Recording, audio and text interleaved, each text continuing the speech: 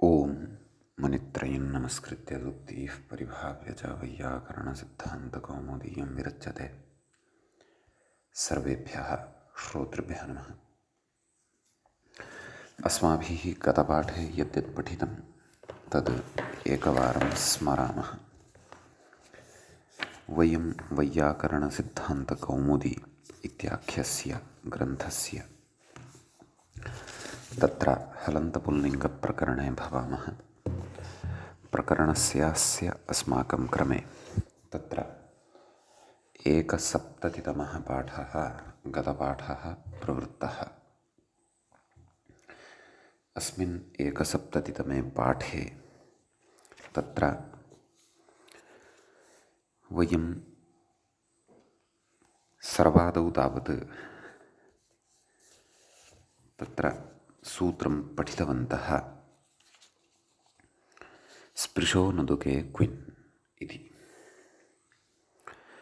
तस्य सूत्रस्य अर्थः दृष्टः। अनुदुके सुप्युपपदे स्पृशेः क्विन् स्यात्। कृतप्रत्ययविधायकम् इदं सूत्रं भवति। तेन घृत इति उपपदे स्पृशधातोः क्विनि सति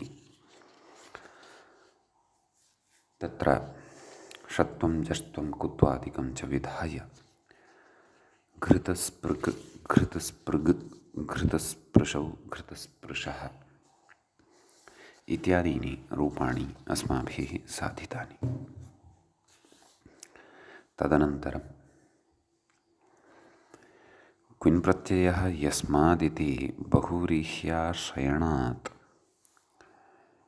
क्विपि अपि कुत्वं भवति इति विशिष्टः कश्चन सिद्धान्तः यः पूर्वं श्रुतः तस्य प्रयोजनम् अत्र केवलात् स्पृशधातोः क्विप् प्रत्यये परतः सति अपि कुत्वं भवति इत्येवम् अस्माभिः श्रुतम्। षड्गकाः प्राग्वत् नाम तदेव षत्वं जष्ट्वं कुत्वं चर्त्वं च पूर्वदेव भवन्ति इति उक्तम्। ततश्च एवञ्च षकारान्ताः शब्दाः अस्माभिः पठिताः। ततः मूर्धन्यषकारान्ताः शब्दाः पठितुम् अस्माभिः आरब्धाः। तत्र आदौ ऋत्विक् इति सूत्रे दधृष इति शब्दः षकारान्तः योऽयं पठितः तम् आदाय अस्माभिः तत्र विमर्शः कृतः।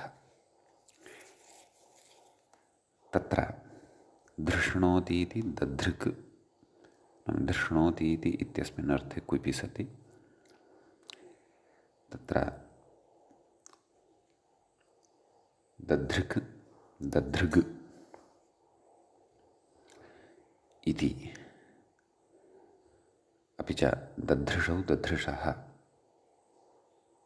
इत्यादीनि रूपाणि पठितानि। तत्र मूले उक्तं यदृषा प्रागल्भ्ये अस्मात् ऋत्विग् आदिना क्विप् नाम ऋत्विग् दधृग् इत्यादिना सूत्रेण क्विन् क्विप् इति न क्विन्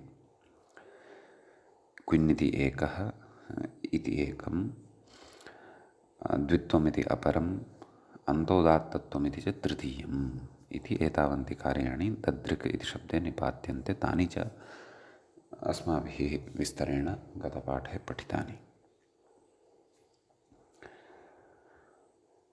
कुत्वात् पूर्वं जष्ट्वेन डः तदनन्तरं क्विन् प्रत्ययस्य कुः इत्यनेन कुत्वं भवति। ततश्च चर्त्वं भवति। गः कः इति मूले उक्तम्। अतः दधृक् दधृषौ दधृषः इत्यादीनि रूपाणि दधृग्भ्याम् इत्यादीनि च रूपाणि दृष्टानि इति एकः षकारान्तः शब्दः तत्र साधितः। ततः परं अपरः कश्चन षकारान्तः शब्दः अस्माभिः पठितः रत्नमुष् इति।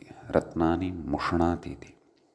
रत्नमुष् तत्र रत्नमुट् रत्नमुड् रत्नमुषौ रत्नमुषः इति इमानि रूपाणि दृष्टानि। ततश्च संख्यावाचकः शश इति शब्दः षकारान्तः तस्य रूपाणि अपि षट् षड् षड्भिः षड्भ्यः षण्णां षट्सु इत्यादीनि दृष्टानि। ततः तदन्तस्यापि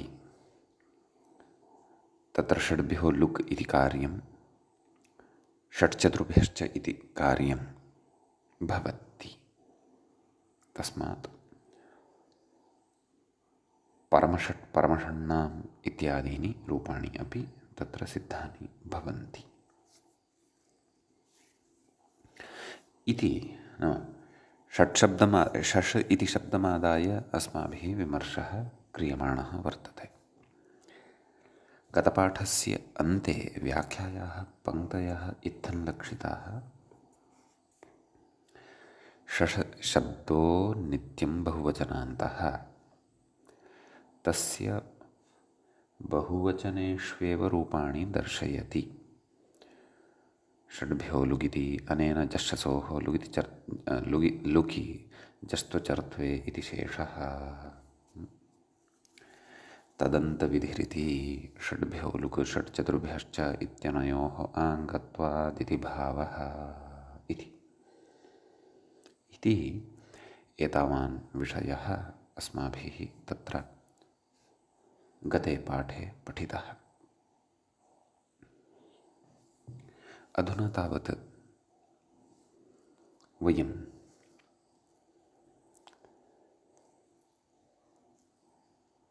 अग्रिमस्य पाठस्य आरम्भं कुर्मः। गतपाठः तावत् 170तमः पाठः अस्माकं क्रमे सम्पन्नः। अधुना 270तमः पाठः अथवा 270तः पाठः अस्माकं क्रमे आरब्धो भवति। अत्र कथयति अग्रे शश शब्दस्य समासे का गतिः। यद्यपि कर्मधारये अस्माभिः तत्र स्पष्टीकृतः विषयः यत् तत्र तदन्तस्यापि एते विधयः भवन्ति। परन्तु अधुना शशशब्दः यदा समासे गौणत्वं प्राप्नोति बहुव्रीह्यादिषु, यतोहि परमषट् इत्यत्र तु तत्र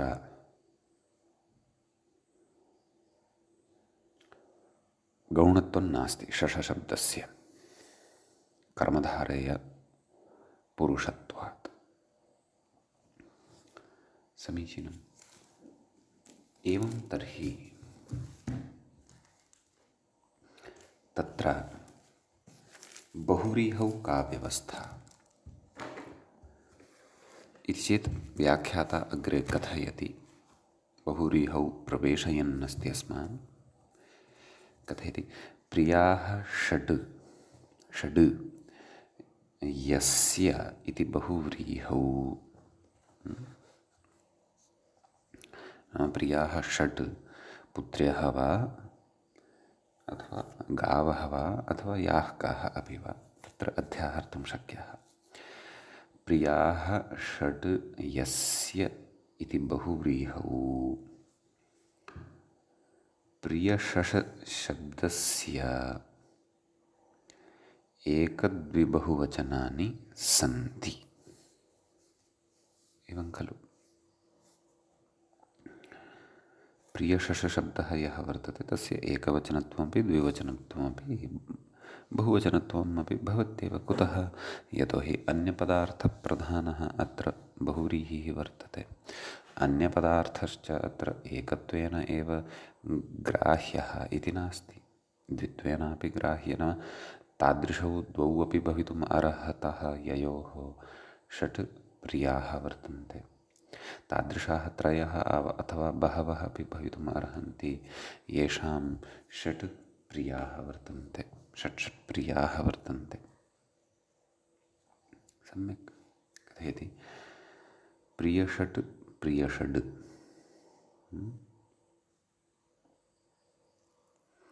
प्रियशशौ प्रियशशः कथयति इत्यादि रत्नमुषशब्दवत् इति।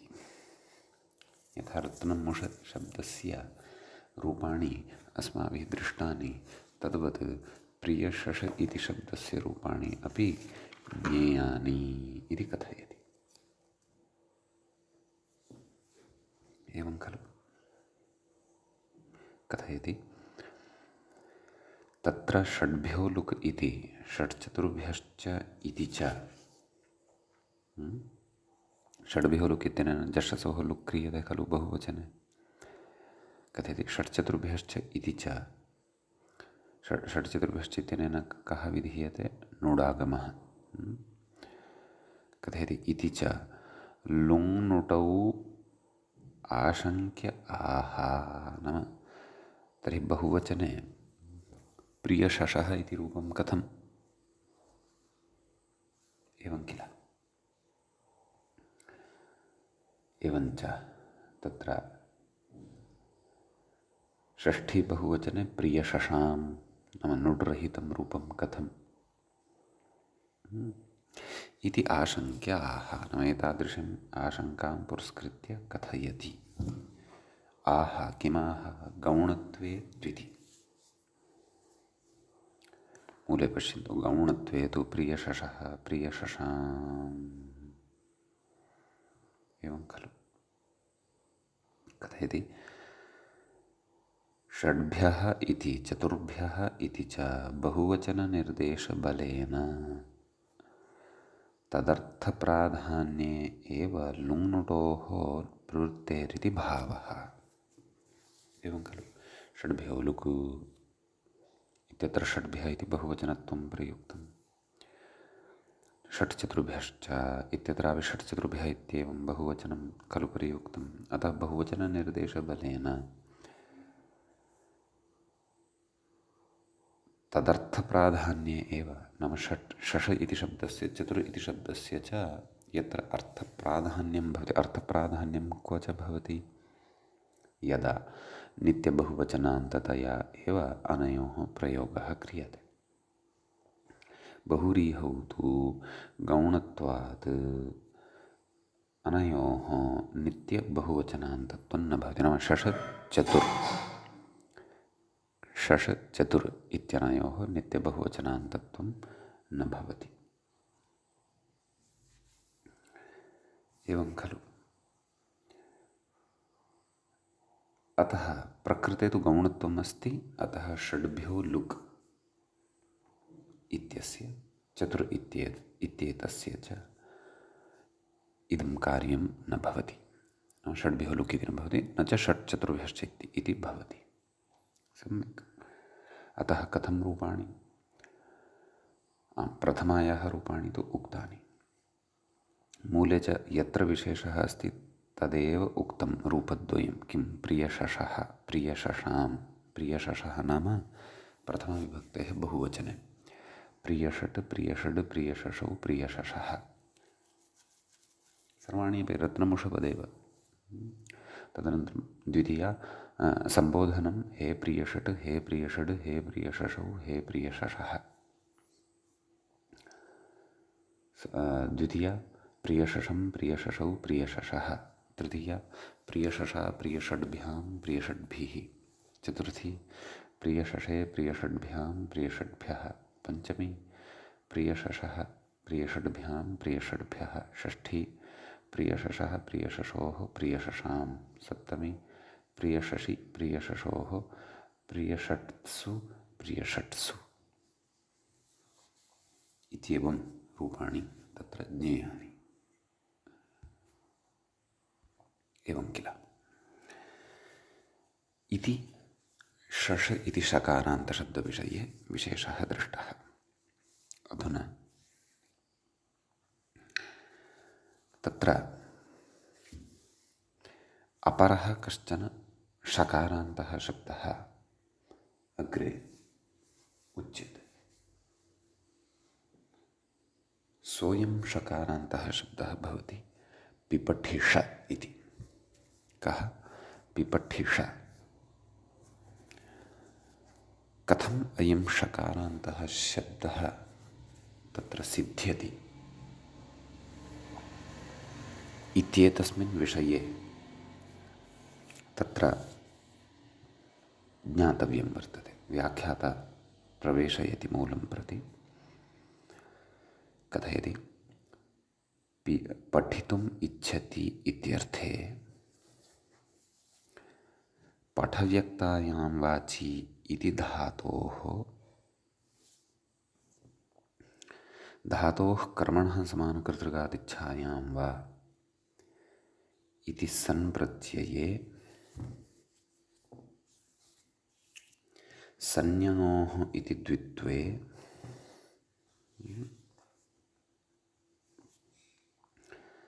धातोः कर्मणः समानकर्तृकादिच्छायाम् इत्यत्र तदेव सन्प्रत्ययः जातः पठ स इति स्थितिः लब्धः खलु। संज्ञोः इति द्वित्वे नाम एतेन द्वित्वं क्रियते। ततः तत्र पठ स इति स्थितिः लभ्यते। नाम धातोः द्वित्वं तत् अग्रे पठिष्यते सन्नन्तप्रकरणे। कथयति हलादिशेषे नाम अभ्यासः यः अस्ति तस्य हल् आदिः हल् शिष्यते, अन्ये हलः लुप्यन्ते। पठ स इति स्थितिः लभ्यते। कथयति सन्नितः इति अभ्यासस्य इत्त्वम् अभ्यासे नाम पकारात् परतः विद्यमानः यः अकारः अस्ति तस्य इत्त्वं पि पठ स। कथयति सनः इट् नाम आर्धधातुकस्य टबलादेः इत्यादि विधानेन इडागमः भवति। पि पठ इस षत्वम् आदेशप्रत्ययोः इत्यनेन षत्वं भवति। पिपठिष सनाद्यन्ताः इति धातुत्वं नाम सनाद्यन्ता धातवः इत्यनेन धातुत्वं भवति पिपठिष इति। सम्यक्। तदनन्तरं पिपठिष इत्यस्मात् क्विप् नाम पिपठिष इति सनादिः धातुः सनाद्यन्तः यः धातुः तस्मात् प्रकृते क्विप् कर्तृ क्विप् एवं खलु। तत्र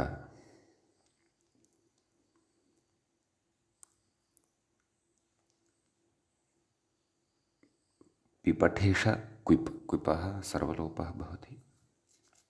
अग्रे उच्यते अतो लोपः नाम पिपठिष इत्यत्र षकारात् परतः यः अकारः वर्तते तस्य लोपः भवति। किं लभ्यते? पिपठिष् इति लभ्यते। सम्यक्। कथयति इति षकारान्तं नाम पिपठिष इति षकारान्तं रूपं लभ्यते। कथयति कृदन्तत्वात् प्रातिपदिकं नाम तस्य प्रातिपदिकत्वम् अस्ति। पिपठिष ततः सु नाम सुप्रत्ययः भवति। पिपठिष सु तत्र विशेषं दर्शयति नाम तत्र पिपठिष सु इत्यवस्थायां तत्र कः विशेषः वर्तते तं विशेषं दर्शयति। कथं? ऋत्वं प्रति इति मूले पश्यन्तु पङ्क्तिः अस्ति। ऋत्वं प्रति षत्वस्य असिद्धत्वात् ससजुषोरुः इति ऋत्वम् इत्यस्ति। तत्र रुत्वं कर्तव्यं वर्तते। नाम स्थितिः का वर्तते? पिपठिष् सु। नाम अत्र षकारः यः वर्तते तस्य स्थाने रुत्वं, तदनन्तरं तस्य विसर्गत्वं, सोर्लोपः हल्ङ्यादि न भवति, विसर्गः आयाति, पिपठीः इति रूपं सिद्धं भवति प्रथमाविभक्तेः एकवचने। परन्तु सकारान्तस्य सजुषशब्दान्तस्य च तत्र रुत्वम् उच्यते। केन? सजुषोरुः इत्यनेन सूत्रेण। प्रकृते तु कः अस्ति? षकारः अस्ति। केन विहितः वर्तते? आदेशप्रत्यययोः इत्यनेन विहितः वर्तते। परन्तु तदेव उच्यमानमस्ति। मूले पश्यन्तु, रुत्वं प्रति षत्वस्य असिद्धत्वं वर्तते। नाम रुत्वं केन? सजुषोरुः इत्यनेन, षत्वं केन? आदेशप्रत्यययोः इत्यनेन। उभयमपि त्रिपाद्यं भवति, परन्तु पूर्वं प्रति परशास्त्रस्य असिद्धत्वात् तत्र विहितं षत्वम् असिद्धं, नाम नास्ति एव। तर्हि षत्वमेव नास्ति, तर्हि ससजुषोरुः इति तत्र षकारं न पश्यति, सनः सकारमेव पश्यति। एवं किल? अतः तद्दृष्टौ तत्र सकारः एव भवति। अतः सः सकारं दृष्ट्वा तस्य स्थाने रुत्वं करोति। तत्सूत्रं तत्र रुत्वं विधत्ते। पिपठिर् सु इति स्थितिः जायते। एवं खलु?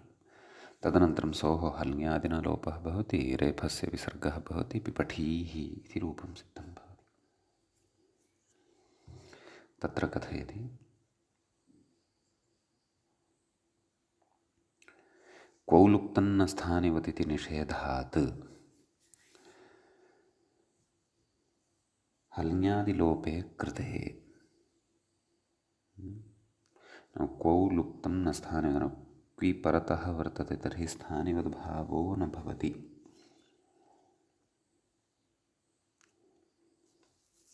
एवं किल? अतः नाम इति निषेधकारणात् हल्ङ्यादिलोपे कृते, नाम हल्ङ्याभ्यो दीर्घात् श्रुतिस्मृतम् इत्यनेन सोर्लोपः क्रियते।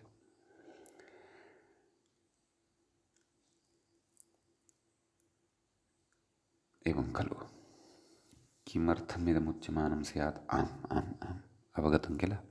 अतो लोपः इत्यत्र यः अकारः वर्तते तद्विषये इदमुच्यमानं वर्तते। नाम अचः परस्मिन् पूर्वविधौ इत्यनेन सूत्रेण अकारस्य लोपादेशः यः विहितः सः लोपादेशः तत्र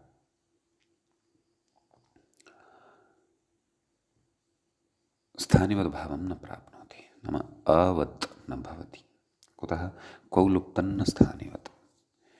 क्वौ परतः यल्लुप्तं तत् स्थानिवद्भावं न प्राप्नोति।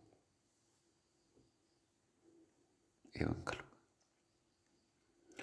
अतः ससजुषोरुः इत्यनेन रुत्वं भवति, तत्र पिपठीः इति रूपं सिद्धं भवति। अग्रे पुनरपि कञ्चन विशेषं कथयन्नस्ति व्याख्याता। न च सकाराभावः शङ्क्यः रुत्वं प्रति षत्वस्य असिद्धत्वात् इत्यर्थः। नाम अन्ते तु सकारः नास्ति, अन्ते तु अत्र षकारः वर्तते इत्येवं शङ्का न कर्तव्या। कुतः? यतोहि रुत्वं प्रति षत्वम् असिद्धं वर्तते। ससजुषोरुः इति शास्त्रदृष्ट्या आदेशप्रत्यययोः इति षत्वम् असिद्धं वर्तते। तच्च मूले उक्तमेव अस्माभिः पूर्वं स्फुटीकृतं च। एवं किल? प्रथमाविभक्तेः एकवचने पिपठीः इति रूपं साधितम्। द्विवचने पिपठिषौ, नैव पिपठीः इतोपि न सिद्धं वर्तते। एतावता तु तत्र ससजुषोरुः इत्यनेन ऋत्वं विहितं वर्तते तावदेव। ससजुषोरुः इत्यनेन ऋत्वं का स्थितिः लब्धा? पिपठिर् अस्य विसर्गं कुर्मः तर्हि तु पिपठीः इति रूपं न लब्धम् अस्ति एतावता। अस्य विसर्गानन्तरं तु पिपठिः हरिः इतिवत् रूपं स्यात्, परन्तु तन्नास्ति अत्र तु पिपठीः इत्यस्ति रूपं साधनीयम्। अतः सद्यः ऋत्वमेव जातं वर्तते। पिपठिर् इत्यवस्थायाम् अन्यापि काचित् व्यवस्था अत्र अस्माभिः ज्ञातव्या वर्तते। सा अन्या व्यवस्था का इति चेत् तदर्थमग्रे सूत्रं पठनीयं वर्तते। सूत्रं च भवति एवम्। र्वोरुपधाया दीर्घ इकः इति। तत्र र्वोरुपधायः नाम तत्र पदच्छेदः आदौ द्रष्टव्यः। र्वोः इति एकं पदं वर्तते। तदिदं षष्ठीविभक्तेः द्विवचनान्तं भवति। अत्र विग्रहः वक्ष्यते। उपधायाः इति षष्ठीविभक्तेः एकवचनान्तं भवति। दीर्घः इति प्रथमान्तं पदं भवति। इकः इति च षष्ठ्यन्तं पदं भवति। तर्हि त्रीणि पदानि अत्र षष्ठ्यन्तानि वर्तन्ते। दीर्घः इति एकः विधीयमानः प्रथमान्तः वर्तते, प्रथमान्तं पदं वर्तते। त्रीणि पदानि षष्ठ्यन्तानि। अस्तु, र्वोः इति षष्ठीद्विवचनान्तं यदुक्तं तस्य विग्रहः कथम् इति चेत् व्याख्याता कथयति। ऋच् वृच् र्वौ उच्चारणे क्लेशः नास्ति, अतः उच्चारणार्थकम् अकारम् अत्र न स्वीकृतवान् सूत्रकारः। अस्तु, ऋच् वच् र्वौ तयोः कयोः र्वोः इति विग्रहः नाम एवं रीत्या अत्र विगृह्यते। अग्रे उच्यते सिविधातोरुर्वा इत्यतः धातोः इत्यनुवर्तते। सम्यक्। र्वोः इति तद्विशेषणं। सम्यक्। तदन्तविधिः पदस्य इति अधिकृतं वयं पश्यन्तः स्मः। अष्टमाध्यायस्य द्वितीयपादस्य 67तमं सूत्रं वर्तते। एवं किल पदस्य इत्यस्य अधिकारो वर्तते। ततः कथयति स्कोः संयोगाद्योरन्ते च इत्यतः अन्ते इत्यनुवर्तते। एवं खलु। तदा रेफ इत्यादिना पिपठीरिति मूले पश्यामः। रेफवान्तस्य धातोः उपधायाः कीदृशः धातुः अपेक्षितः? रेफान्तः। अथवा कीदृशः अपेक्षितः? वान्तः अर्थात् वकारान्तः। तादृशस्य धातोः उपधायाः इकः दीर्घः स्यात्, दीर्घो भवति। नाम उपधावर्णः तत्र इग्रूपः अपेक्षितः, इक् प्रत्याहारस्थः अपेक्षितः। सम्यक्। पदान्ते पदान्तत्वमपि अपेक्षितं। पदान्तत्वं च तदेव नाम प्रत्ययादिविधानपूर्वकं पदान्तत्वं लभ्यते। अथवा स्वादिष्वसर्वस्थाने इति वा सुप्तिगन्तं पदम् इति वा तत्र भवेत्। सम्यक्। पिपठीरिति अधुना पिपठीः इति रूपं साधितं। तर्हि ऋत्वविधानात् परम् अस्माकं सविधे का स्थितिः तत्र लब्धा आसीत्? पिपठिर्। सम्यक्। सूत्रस्य सङ्गतिं पश्यन्तु। तत्र भवति मानवः रेफवान्तस्य धातोः प्रकृते पिपठिर् इत्यत्र रेफः यः वर्तते सः कस्यचित् धातोः अन्ते वर्तते। सनाद्यन्ताधातवः इत्यनेन धातुसंज्ञा कृता आसीत्। ततः किल अस्माभिः क्विप् विहितः वा न वा? तत्र तदेव नाम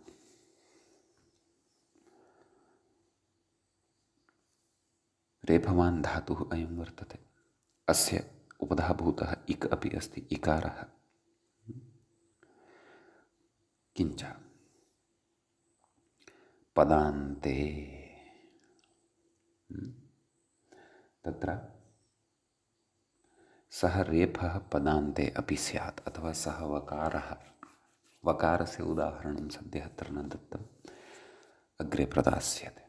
अथवा सः वकारः पदान्ते स्यात्। प्रकृतिरेफः पदान्ते अस्ति एव वा न वा? यतोहि सुप्रत्ययः परतः भवति, तस्य ध्वन्यादिनलोपः भवति। अतः पिपठिर् इति एतावान् भागः प्रकृते पदान्तस्थः लभ्यते। एवं किल? अतः पिपठीर् नाम उपधादीर्घात् परं पिपठीर् इति स्थितिः लभ्यते। ततः रेफस्य विसर्गः भवति, खरवसानयोर्विसर्जनीयः इत्यनेन पिपठीः इति रूपं सिद्धं भवति। समीचीनं। ततः परं द्विवचने अत्र रूपं भवति पिपठिषौ, बहुवचने च रूपं भवति पिपठिषः। सम्यक्। तत्र पिपठिष इति शब्दस्तु सर्वत्र वर्तते। स च कथं साधितः इति जानीमः। औ प्रत्ययः परतः भवति, किमपि न मेलनीयं, तावदेव पिपठिषौ इति सिद्ध्यति। बहुवचने पिपठिषः इति च सिद्ध्यति। समीचीनं। ततः तत्र बहुवचने पिपठिष, संबोधने हे पिपठीः तावदेव, परिवर्तनं नास्ति। एवं किल? परन्तु प्रकृते नैव अग्रे बहुवचनस्थः विचारः करिष्यते। अस्तु। पिपठिषौ पिपठिषः इति प्रथमाविभक्तेः रूपाणि मूले अपि प्रदत्तानि वर्तन्ते। तर्हि सम्बोधनमपि उक्तं, हे पिपठिषि, हे पिपठीः, हे पिपठिषि, हे पिपठिषौ, हे पिपठिषः इति। द्वितीयायां पिपठिषं पिपठिषौ पिपठिषः, तृतीया पिपठिषा, तृतीया एकवचने पिपठिषा इति। पिपठीर्भ्याम् इति एकं रूपं मूले प्रदत्तम्। एवं खलु? पिपठिषभ्यां व्याख्याता कथयति स्वादिषु इति पदत्वात्, नाम स्वादिषु सर्वनामस्थाने इत्यनेन पिपठिष इत्यस्य पदत्वं भवति। कथयति र्वोरुपधायाः इति भ्यामादौ पदान्तलक्षणो दीर्घः इति भावः, नाम र्वोरुपधाया दीर्घ इकः इत्यनेन दीर्घो भवति। यथा प्रथमा विभक्तेः एकवचने दीर्घः विहितः, तद्वत् इति भावः। सम्यक्। तदनन्तरं कथयति अग्रे,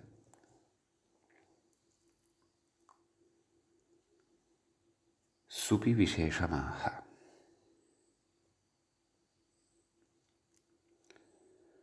सुपि नाम सप्तमी विभक्तेः बहुवचने, तं विशेषमपि द्रक्ष्यामः, परन्तु ततः पूर्वम् अन्यानि रूपाणि अपि वदामः। तर्हि पिपठीर्भ्यां बहुवचने पिपठीर्भिः, चतुर्थी एकवचने पिपठेषा, तत्र पदान्तत्वं नास्ति, भत्वम् अस्ति, अतः रोरुपधाया दीर्घ इकः इति न प्रवर्तते, यतोहि पदान्तत्वम् अपेक्षितम्। द्विवचने पिपठीर्भ्यां, बहुवचने पिपठीर्भिः, पंचमी न चतुर्थी पिपठिषे पिपठीर्भ्यां पिपठीर्भिः, पंचमी पिपठिषः पिपठीर्भ्यां पिपठीर्भ्यः, षष्ठी पिपठिषः पिपठिषोः पिपठिषां, सप्तमी पिपठिषि पिपठिषोः। सप्तम्यां बहुवचने अस्ति अत्र विशेषः उच्यमानः, रूपद्वयम् अग्रे वक्ष्यते। पिपठीषु पिपठीषु नाम षकारद्वययुक्तम् एकं रूपं, विसर्गयुक्तं चापरं रूपम् इति भावः। तत्र कश्चन विशेषः उच्यमानः वर्तते, तदेव तत्र अतैव व्याख्याता अपि तत्र कथयन् अस्ति। सुपि विशेषमाह नाम सुपि परतः नाम सप्तमी विभक्तेः बहुवचन संज्ञकः यः सुप् अस्ति तत्र विशेषं कथयति इति भावः। कं विशेषमाह कथयति? वाशरीति पूर्वं सूत्रं पठितं वर्तते, एवं खलु। तत्र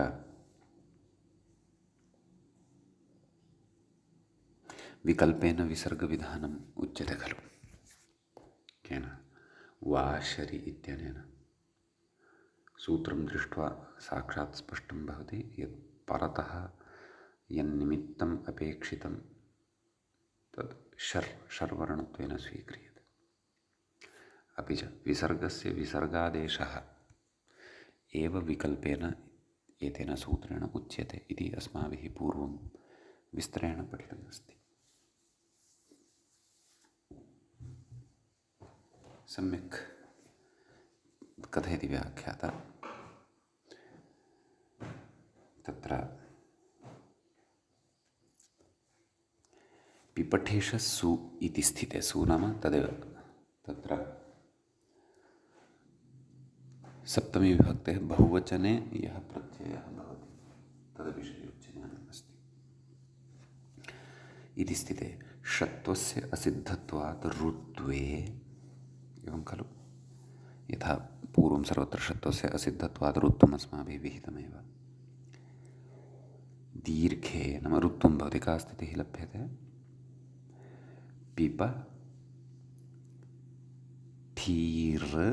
पिपठिर् सु, दीर्घे अर्थात् रोरुपधाया दीर्घ इकः, यतोहि स्वादिषु सर्वनामस्थाने इत्यनेन पदत्वमपि वर्तते पिपठिष इत्यस्य। कथयति? दीर्घे का स्थितिः लब्धः? पिपठीर् सु, विसर्जनीये अर्थात् खरवसानयोर्विसर्जनीयः इत्यनेन विसर्गः भवति। पिपठीः सु, एकं रूपं तु अत्रैव सिद्धं भवति वस्तुतः। पिपठीः सु इत्यवस्थायां षत्वं भवति पिपठीषु, एवं खलु। तत्र विसर्गः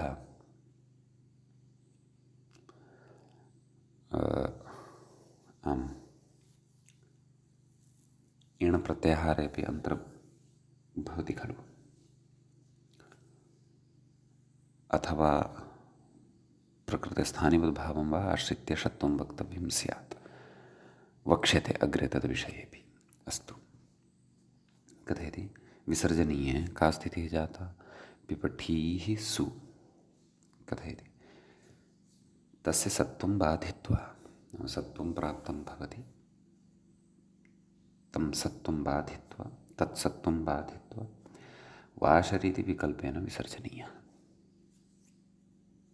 एवं किल? तत्र विसर्जनीयस्य सः इत्यनेन सत्वं प्राप्तं भवति, परन्तु तस्य बाधं कृत्वा वाशरीति विकल्पेन विसर्जनीयः नाम शरीपरतः विसर्जनीयस्य विसर्जनीयः एव भवति विकल्पेन। कथयति तदभावपक्षे विसर्जनीयस्य सत्त्वमित्यर्थः। नाम विसर्जनीयत्वं यस्मिन् पक्षे नास्ति तस्मिन् पक्षे तु सत्त्वं भवत्येव। कथयति तत्र विसर्जनीयपक्षे पिपठीः सु इति स्थिते नाम इत्यवस्थायां इणकवर्गाभ्यां परत्वाभावात् नाम विसर्गात् परतः सु इति प्रत्ययस्य सकारः वर्तते। एवं किल। किञ्च तत्र सः विसर्गः न तु इणप्रत्याहारस्थः वर्तते न च कवर्गस्थः वर्तते। अतः ततः परतः विद्यमानस्य सु इत्यस्य सकारस्य षत्वं कथं वा स्यात्। एवं किल। तदेव कथयति इणकवर्गाभ्यां परत्वाभावात् ततः परत्वं न भवति इति कृत्वा आदेशप्रत्ययोः इति षत्वे अप्राप्ते नाम आदेशप्रत्ययोः इत्यनेन षत्वं तत्र प्राप्तं न भवति। परन्तु षत्वं तु अपेक्षितं वा न वा। अतः षत्वविधानार्थं प्रकृते सूत्रारम्भः क्रियमाणः वर्तते। सम्यक्। तत्र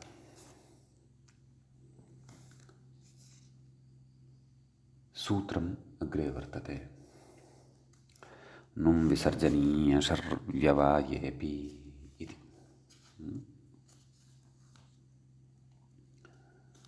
सूत्रस्य पदच्छेदः पदपरिचयः आदौ अस्माभिः प्राप्तव्यः। तत्र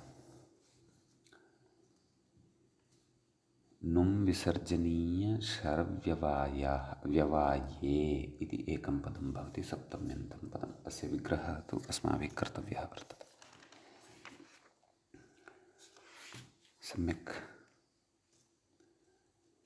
अपि अपि इति द्वितीयं पदं भवति तत् अव्ययपदं भवति। प्रथमं पदं यत् श्रुतम् अधुनैव नुं विसर्जनीय शर्व्यवाये तत्र विग्रहः ज्ञेयः। नुं च विसर्जनीयश्च शर् च नुं विसर्जनीय शरः इतरेतर द्वन्द्वः तत्र भवति। तेषां व्यवायः नुं विसर्जनीय शर्व्यवायः अथवा तैः व्यवायः नुं विसर्जनीय शर्व्यवायः। व्यवायो नाम व्यवधानम्। अट्कुवाङ्नुं व्यवायेऽपि इत्यत्र व्यवायशब्दः पठितः वर्तते। नायं नूतनः शब्दः अस्मभ्यम् अस्तु। तस्मिन् नुं विसर्जनीय शर्व्यवाये सप्तम्यन्तं पदं भवति। एवञ्च इतरेतरयोगद्वन्द्वगर्भ षष्ठीतत्पुरुषसमासः अत्र वर्तते। सम्यक्। ततः विग्रहः ज्ञातः। किं किम् अत्र अनुवर्तते कश्च सूत्रार्थः फलति इति व्याख्याता कथयति। पश्यन्तु। इणकोः इति मूर्धन्यः इति चानुवर्तते। अपदान्तस्य मूर्धन्यः ततः मूर्धन्यः इति चापि अनुवर्तते। कथयति तदाह एतैः प्रत्येकम् इत्यादिना सूत्रार्थः द्रष्टव्यः। एतैः कैः नाम नुं विसर्जनीय शर्भिः इत्येते ये वर्तन्ते तैः प्रत्येकं व्यवधाने अपि। एवं खलु। अत्र पठिताः ये परिगणिताः सन्ति नुं विसर्जनीयः शर्व एतैः व्यवधानम् अस्ति कृतं चेदपि इणकुभ्यां परस्य सस्य नाम इणकुभ्यां नाम इण प्रत्याहारस्थात् वर्णात् अथवा कवर्ग कवर्गस्थात् वर्णात् परतः इणकुभ्यां परस्य सस्य मूर्धन्यादेशः स्यात् नाम ततः परतः विद्यमानः यः सकारः तस्य मूर्धन्यादेशः भवति। एवं किल। ततः ष्टुत्वेन पूर्वस्य षत्वम् इत्युच्यते, परन्तु तत्र व्याख्याता आदौ किञ्चित् कथयन् अस्ति, तत् पश्यामः। कथयति अत्र प्रत्येकम् एव नुमादिभिः व्यवधानं विवक्षितम्,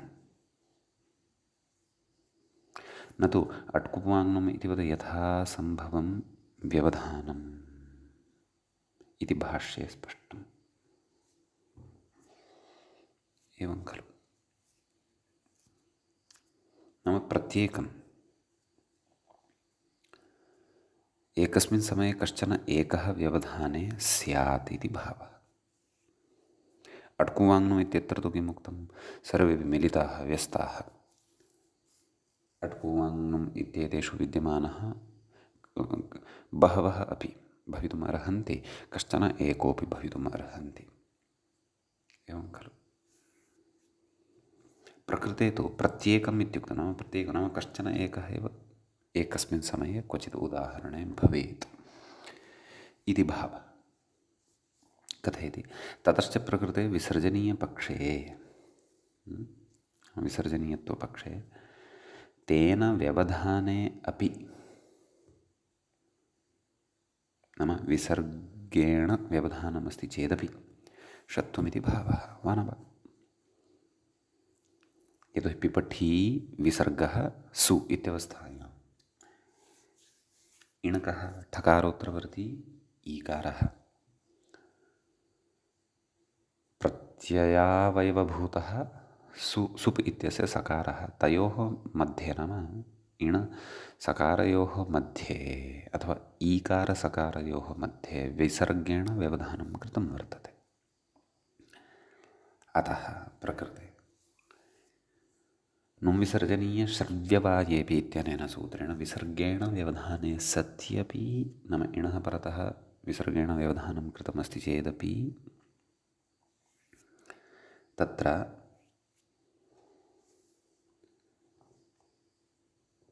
षत्वं भवति। अतः पिपठीः षु इति रूपं सिद्धं भवति। यद्यपि मूले इदं सूत्रं पश्चात् दत्तं वर्तते, परन्तु व्याख्यात्रा प्रक्रियासौकर्यदिशा आदौ तद्व्याख्यातं। कथयति विसर्जनीयस्य सत्त्वपक्षे आहा नाम वाशरी इत्यनेन विसर्जनीयस्य विसर्जनीयत्वं विकल्पेन किल विधीयते। तर्हि यस्मिन् पक्षे विसर्जनीयस्य विसर्जनीयत्वं नास्ति तस्मिन् पक्षे तु सः सकारत्वेन एव खलु तिष्ठति। अतः तत्र कथयति नाम सत्त्वपक्षे आहा किमाह पश्यन्तु ष्टुत्वेन इति मूले ष्टुत्वेन पूर्वस्य षत्वं नाम पिपठीस् सु इति खलु स्थितिः वर्तते। पश्यन्तु इति स्थिते व्याख्याता कथयन् अस्ति पिपठीस् सु इति स्थिते प्रथमसकारेण शरा व्यवायमाश्रित्य एवं खलु नाम इण अपि च सु इत्यनयोः मध्ये तत्र शरप्रत्याहारेण व्यवधानं कृतं वर्तते। सः कः स् इति अस्ति। एवं खलु। कथयति व्यवधानम् आश्रित्य ईकारात् इणः परत्वात् नाम सः तस्य व्यवधानम् अङ्गीक्रियते। अतः ईकारात् इणः परत्वात् द्वितीयसकारस्य षत्वे सति एवं खलु नाम सुपः स् यः वर्तते तस्य षत्वं भवति। केन तत्र नुं विसर्जनीय षड्व्यवायेपि इत्यनेन का स्थितिः लभ्यते। पिपठी से षु तदेव कथयति षत्वे सति पूर्वस्य सकारस्य ष्टुत्वेन षकारः एवं खलु। स्तोः ष्टुना ष्टुः इत्यनेन पूर्वः यः सकारः तस्य षकारः। का स्थितिः लभ्यते? पिपठी षु। सम्यक् अग्रे कथयति न तु आदेशप्रत्यययोः इति षः। सम्यक्। परन्तु आदेशप्रत्यययोः इति षकारः तु तत्र न भवति। कुतः? अपदान्तस्य इत्यनुवृत्तेरिति भावः। आदेशप्रत्यययोः इत्यत्र अपदान्तस्य इति अनुवर्तते, अतः। सम्यक्। अग्रे कथयति एवञ्च नुं शर्व्यवायेऽपि इत्येव सिद्धे विसर्जनीयग्रहणं व्यर्थम् इत्याहुः। नुं विसर्जनीयशर्व्यवायेऽपि इति खलु उच्यते। तर्हि नुं शर्व्यवायेऽपि इत्यनेन एव सिद्ध्यति खलु। विसर्जनीयग्रहणं व्यर्थं कुतः कथयति अयोगवाहानां शर्ष्वपि पाठात् इह विसर्जनीयग्रहणं भाष्ये प्रत्याख्यातम्। हयवरट् इत्यादिषु सूत्रेषु तत्र उक्तं वर्तते अयोगवाहाः ये भवन्ति तेषाम् अकारोपरि पाठः मन्यते, अपि च शरप्रत्याहारे अपि पाठः मन्यते वा न वा इति अस्माभिः पूर्वं पठितमस्ति किल। अतः भाष्ये इदं प्रत्याख्यातं वर्तते, तस्य प्रत्याख्यानं कृतं वर्तते। सम्यक्। अतः तत्र एवं रीत्या अस्माभिः एतावता रूपद्वयं साधितं। किं? सप्तमी बहुवचने पिपठीषु पिपठीषु एवं किल। तत्र नुं विसर्जनीयशरव्यवायेऽपि इति सूत्रमादाय इतोपि अत्र विशेषः वक्तव्यः अस्ति। स च कः विशेषः इति इतः अग्रे पठनीयः वर्तते।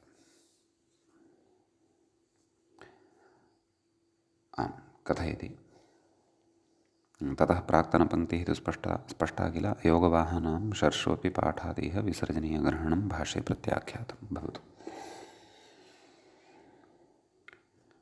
व्याख्याता तु अग्रे कथयति निंस्वेति, परन्तु ततः पूर्वं मूले किमुच्यमानं वर्तते तदपि पश्यामः। मूले उक्तं प्रत्येकम् इति व्याख्यानात् अनेकव्यवधाने षत्वं न इति। सूत्रार्थः दृष्टः खलु। एतैः प्रत्येकं व्यवधाने अपि इणुकुभ्यां परस्य सस्य मूर्धन्यादेशः स्यात्। अपि न किं गृह्यते नाम यदा एतेषां व्यवधानं न भवति तदा तु षत्वं भवत्येव, तदा तु आदेशप्रत्यययोः इत्येव समर्थं भवति। परन्तु यदा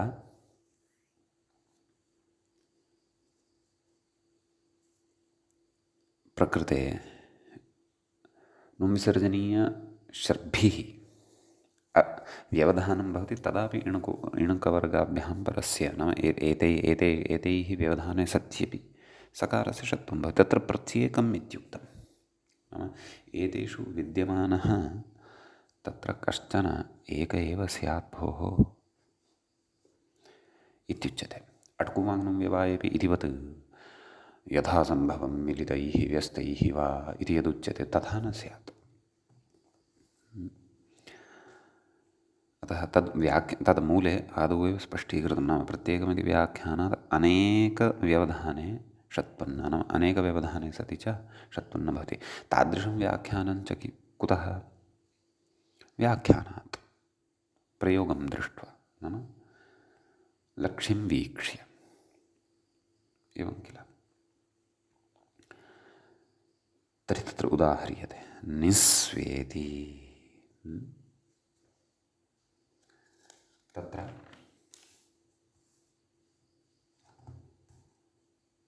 आदौ तावत् अस्य रूपस्य सिद्धिः कर्तव्या। निस्व इति अस्ति खलु। क्वथिम् इदं रूपम् इदं द्रष्टव्यं वर्तते। कात्र प्रकृतिः, कश्च अत्र प्रत्ययः, तत्सर्वं विचारणीयं वर्तते। सद्यः सामान्येन कथयामि चेत्, नाम परिचयदृष्ट्या, सामान्यपरिचयदृष्ट्या कथयामि चेत् इदं क्रियापदं भवति, नामपदं नास्ति, क्रियापदं वर्तते। नाम प्रातिपदिकं नास्ति, क्रियापदम् अस्ति। कथमस्ति तद् ज्ञास्यते अचिरेण। व्याख्याता कथयति णिसि चुम्बने लुग्विकरणः, एवं खलु। णिसि चुम्बनार्थकः एकः धातुः अदादिगणे पठितः वर्तते, एवं किल। यतोहि तत्रैव लुक् भवति। अदिप्रभृतिभ्यः शपः इत्यनेन शपः लुक् भवति। कथयति णोनः इति णस्य नः, एवं किल। इदित्वात् नुम्, इदित् अस्ति अयं धातुः। नाम सि इत्यत्र सकारात् परतः यः इकारः श्रूयते तस्य उपदेशे जननासिक इत्यनेन इति संज्ञा भवति। तस्य फलम् इदितो नुम् धातोः इति सूत्रं भवति। तच्च अस्माभिः अग्रे पठिष्यते।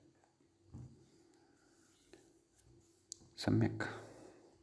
कथयति इति णस्य नः, नाम णकारस्य नः भवति, निस् इति लभ्यते। इदित्वा नुम्, नाम इदित अयं धातुः, अतः इदितो नुम् धातुः इत्यनेन नुमागमः भवति। स च मित्वात् नकारोत्तरवर्ती यः इकारः तस्मात् परतः आगत्य तिष्ठति। का स्थितिः जायते? नि न स्, निन्स् इति स्थितिः लब्धा। अग्रे कथयति अनुदात्तेत्वात् आत्मनेपदम्। नाम अग्रे विधानं पठिष्यते अस्माभिः। अनुदात्तं इत आत्मनेपदम् इति। अतः अनुदात्तेत् वर्तते अयमपि धातुः। नाम अत्र इकारः यः इति संज्ञकः लोपितः,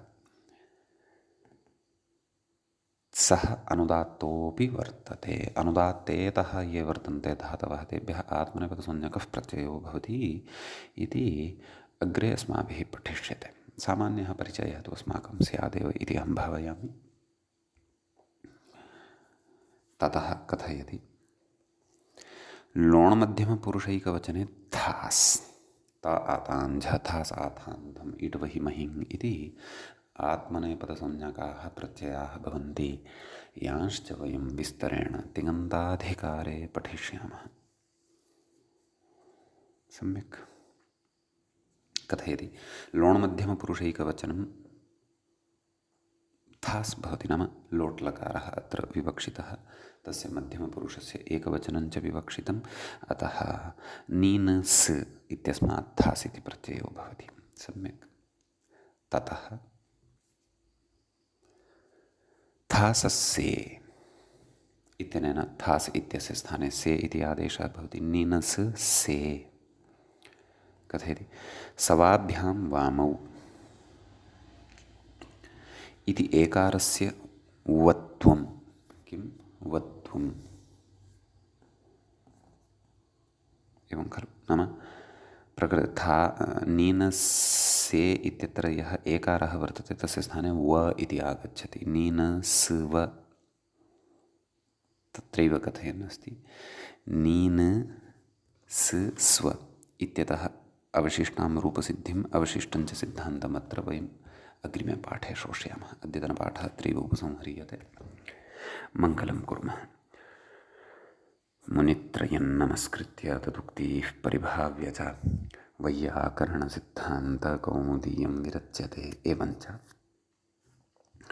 हलन्तपुल्लिङ्गप्रकरणस्यास्य अस्माकं क्रमे एषः 72तमः पाठः सम्पन्नतां गतः। नमः सर्वेभ्यः श्रोतृभ्यः।